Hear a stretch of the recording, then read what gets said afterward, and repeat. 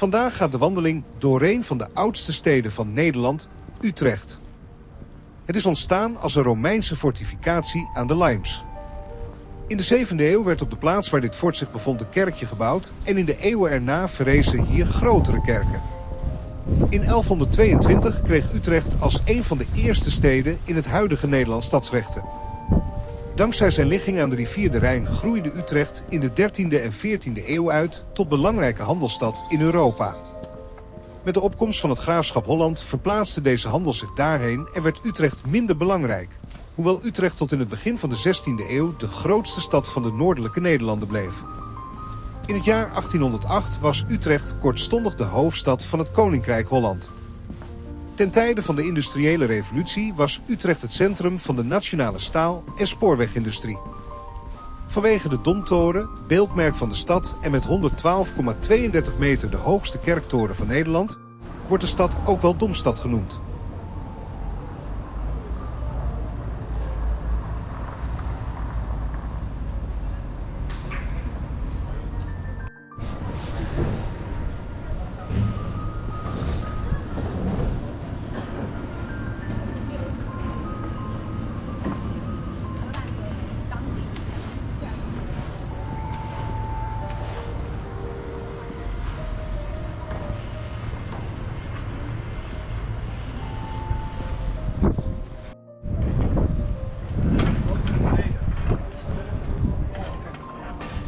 De Sint-Augustinuskerk is gewijd aan Augustinus van Hippo.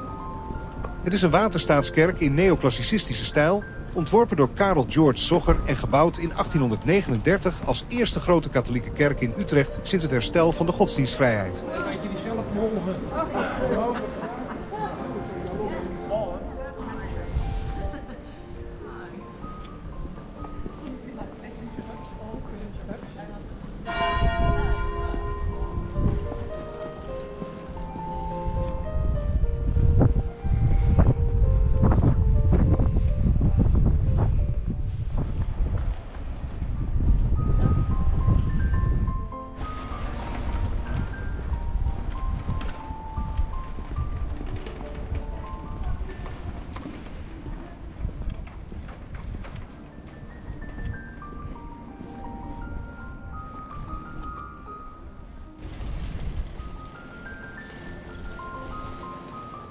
De Weertsluis is een schutsluis met puntdeuren. Ze vormt de verbinding tussen de Vecht en de stadsbuitengracht. De sluis heeft ook een waaierdeur, die werd gebruikt om te spuien.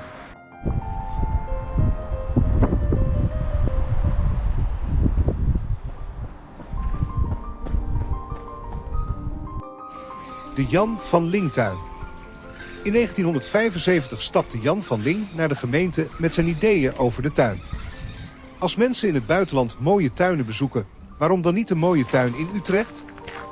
Tot ieders verrassing vond de gemeente zijn ideeën goed en werd het plan van de tuin uitgevoerd zoals Jan bedacht had. De gemeente helpte bij de uitvoering en de Jan van Lingtuin werd geboren.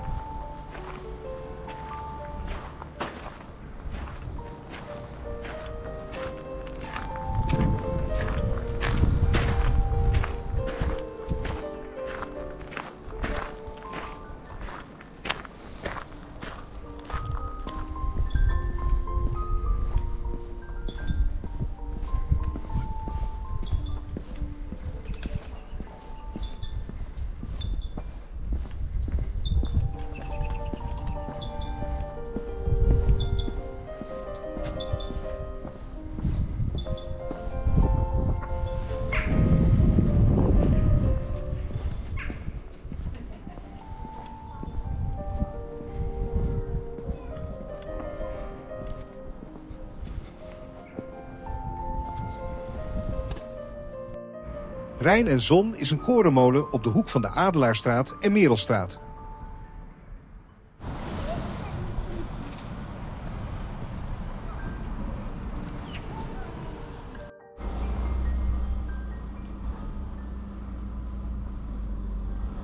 De watertoren aan de Lauwerhof in de binnenstad van Utrecht is een watertoren die dateert uit het eind van de 19e eeuw. Het is een rijksmonument. De watertoren was tot 1983 in gebruik. Daarna diende het reservoir nog tot 2010 als reservevoorziening.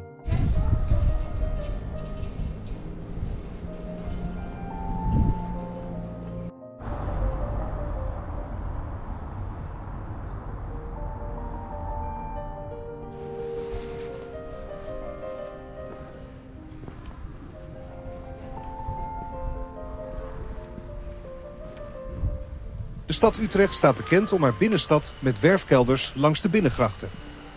De bijna 1000 Utrechtse werfkelders ontstonden vanaf omstreeks 1150 uit particuliere initiatieven dankzij een veranderde waterhuishouding langs de grachten. Oorspronkelijk waren de kelders bedoeld als opslag- en doorgangsruimte voor goederen die gelijkvloers aan- en afgevoerd konden worden over water. Vanuit het bovenliggende pand op straatniveau kon de kelder bovendien nog binnendoor worden bereikt. Karakteristiek is dat de werfkelders onder de openbare weg liggen.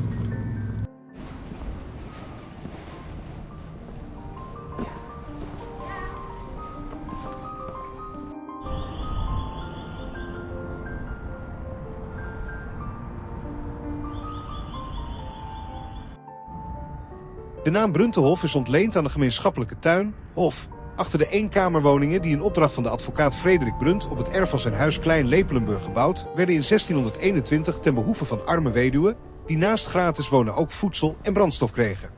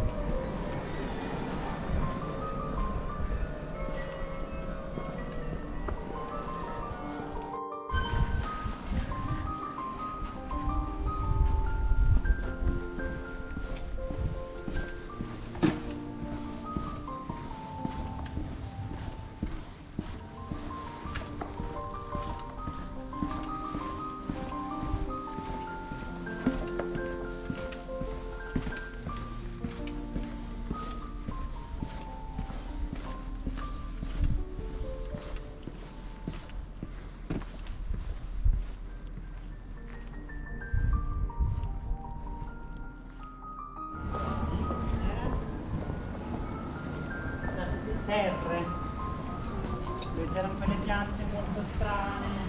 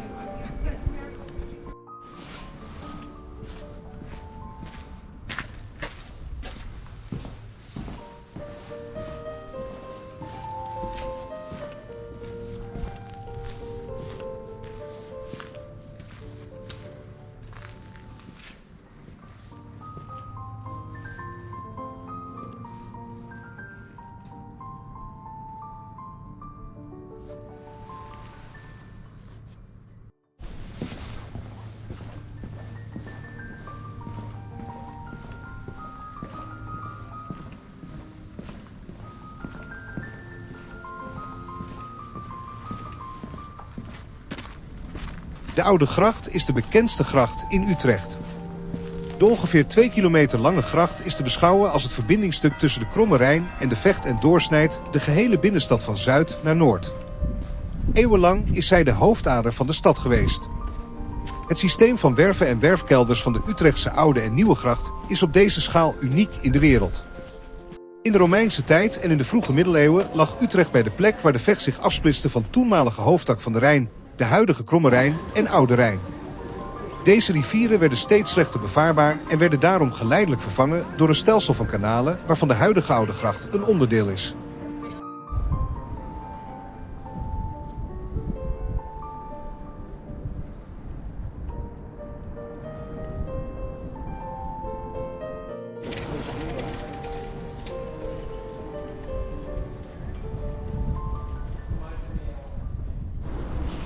De Zeven Steegjes is een volksbuurtje in de binnenstad van Utrecht. De huizen zijn klein en de straten zijn niet echt breed, dus het buurtje doet haar naam alle eer aan. Tal van panden in de Zeven Steegjes zijn gewaardeerd als gemeentelijk monument.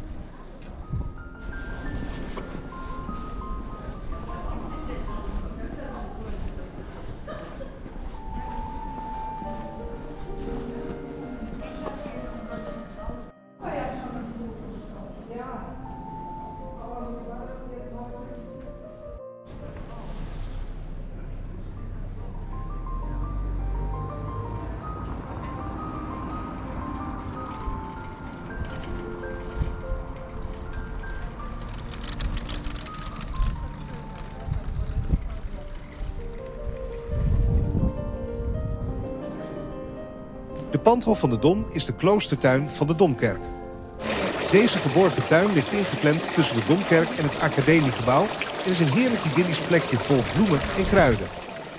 De pandhof is een van de mooiste binnentuinen van Nederland en vanaf hier heb je een prachtig zicht op de Domtoren en kerk. Het dateert uit 1390-1440 en werd eind 19e eeuw gerestaureerd. De tuin wordt omsloten door een kruisgang uit de 15e eeuw. De Dom van Utrecht is een markante gotische kerk. De kerk werd vanaf 1254 gebouwd als voortzetting van de Romaanse kathedraal van het Rooms-Katholieke bisdom Utrecht en was gewijd aan Sint Maarten. Sinds 1580 is de kerk protestants. De 112,32 meter hoge Domtoren is de hoogste kerktoren van Nederland en het hoogste gebouw van Utrecht.